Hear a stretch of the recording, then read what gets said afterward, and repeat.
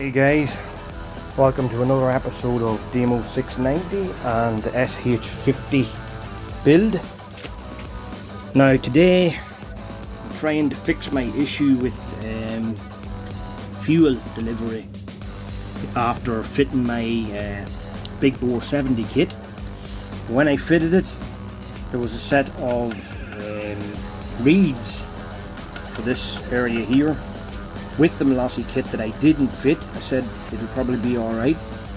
They were carbon fibre ones, and somebody on one of the forums told me that's probably your issue, the fact that you didn't fit it. I still think that it might be the jetting in the carburetor, because this is not the correct carburetor for this bike. But I'm going to try and fit this anyway, but I've ran into trouble. Now you can see I've took a lot of this stuff apart. I've took the steel bits out, the air pieces, and this little skitter here of a boat Honda. What were you thinking of when you were making this bike? Look at this piece sticking out of the head. You can't get a socket over it or anything. I've been sitting here, I mean turning it millimetre by millimetre for the last half an hour to try and get this out. I've had to loosen up the wheel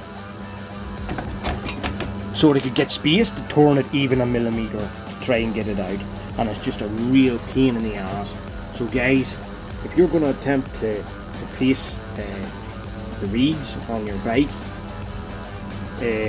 make sure you're a man with patience, because it's not gonna be easy. I'll be with you in a minute when I get this thing off. Got my piece off. You can see it hanging off there. Now I have to prise this plastic piece off, and there's a bit of a gasket underneath this. And guys, I can't stress it enough. This plastic piece is very easy broken, very easy, and you could be tempted to get thick with it if it's not coming off too easily. Don't be tempted to go at it like a madman, because you will break it. Right, so I'm going to prise it off now and try and get my valves fitted. Okay, so I got it off, and I just found this little lump of little chunk of metal sitting in there, and I think it's possibly from the time that before I got the bike, the piston smashed the whole barrel and everything, and that could be a little remnant of that's been in there for a very long time. Anyway, this is the piece we're interested in here. This has your little reeds on the bottom. These are steel reeds. We're going to replace them with carbon fibre reeds and see if it makes a difference. See you in a moment. Okay, so as you can see guys, I have the reeds now changed. You can see Molossi underneath there. No air gaps or anything. I'm going to have to give it a bit of a clean there before I put it in. But unfortunately I tore the gasket when I was taking it off, so I'm going to have to clean this gasket off now and see if I have a gasket here for it somewhere, which hopefully I do, and we'll try getting it back on then. Okay, so I found this gasket that I had laying around, and so we're in business. We're going to be able to put this back on this evening and see how we get on. So I'm going to get on with doing that. You don't really need to sit and watch me put in a few bolts and stuff, and we'll probably take it for a little spin somewhere and see how we get on. Okay guys, that's that job done, and Damien Sherry does not lie.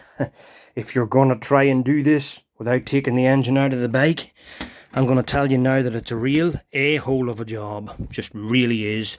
And be prepared for have your Bible beside you, because there's going to be a few swear words. And that washer line on the floor I was looking for earlier and I replaced, so there's no parts missing. Right, we're going to switch it on and see how we get on here. Switched on. I mix my own fuel, so I don't put oil into that. I don't trust the pump. Well, it's running.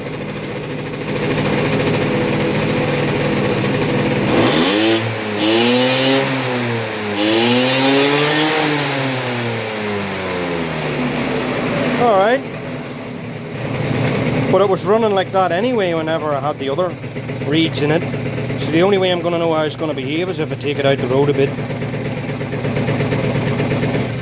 But I'll take it outside and I'll let it heat up, and then if it's not raining, we'll do that. We'll take it for a little spin. Okay. Back in a moment. I do have another job to do here. I did change the starter on this bike because the Bendix had started to mess around a bit, and whatever starter I put into it mustn't have been a great one because it's not working now. So I'm going to have to go and try and take that out now and see. We'll see if it's possible to take it out without taking the engine out, and see if I've got another one up there. I've got two up there on the shelf, but I don't know which one is good and which one is bad, so I'll have to do a bit of testing. Okay. So I took it for a spin there, and it's still doing the same thing. It's very frustrating when you had a bike running pretty good and you decide to modify it a little bit and you end up with these issues. It seems like fuel delivery to me. I'm not exactly sure why. I may mess around with the jet sizes just to see if it behaves any better. After that, I'm gonna try and mess with the fuel system here and maybe see if there's a blockage in the tank here, blocking enough fuel from getting through. But I can see that this is full, this filter's full, so I don't think it's having much issues that way.